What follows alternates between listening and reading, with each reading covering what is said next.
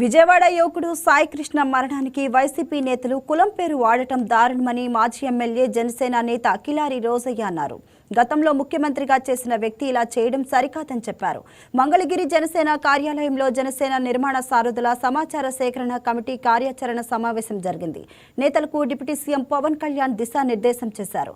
ఈ సమావేశానికి హాజరైన కిలారి రోజయ్య వైకే టీవీతో మాట్లాడారు.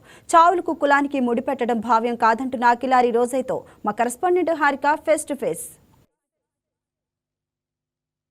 జనసేన పార్టీకి సంబంధించి ఈరోజు సీకే కన్వెన్షన్లో పవన్ కళ్యాణ్ ఆధ్వర్యంలో కమిటీలకు సంబంధించి దిశానిర్దేశం చేయడం జరిగింది. దీని గురించి మరింత సమాచారం మనకి ఇచ్చేందుకు జనసేన నుంచి కిలారి రోసయ్య మనతో ఉన్నారు. ఆయన అడిగి తెలుసుకుందాం. సార్ చెప్పండి సార్, ఈరోజు పవన్ కళ్యాణ్ ఎలాంటి దిశానిర్దేశం చేశారు?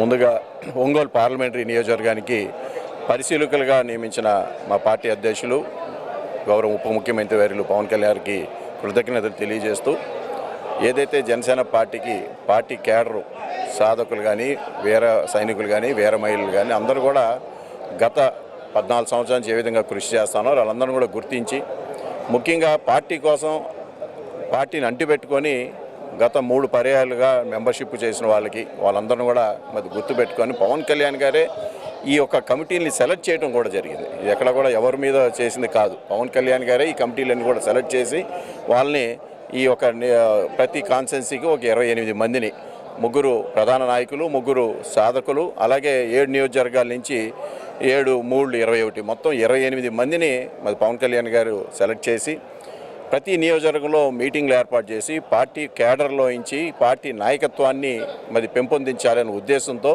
ఈరోజు ఈ యొక్క నిర్ణయం తీసుకోవడం జరిగింది. మిగతా పార్టీలకి జనసేనకి చాలా వ్యత్యాసం ఉంది. మిగతా పార్టీల్లో ఆ పార్టీ నాయకులే వాళ్ళు ఇష్టం వచ్చిన వాళ్ళని సెలెక్ట్ చేసుకుంటారు. కానీ జనసేనలో అలా కాదు. పార్టీ కేడర్లో నుంచి ఇవాళ నాయకత్వాన్ని ఎన్నుకునే విధంగా పవన్ కళ్యాణ్ గారు ఈ యొక్క సిస్టమ్ని ఏర్పాటు చేయడం జరిగింది.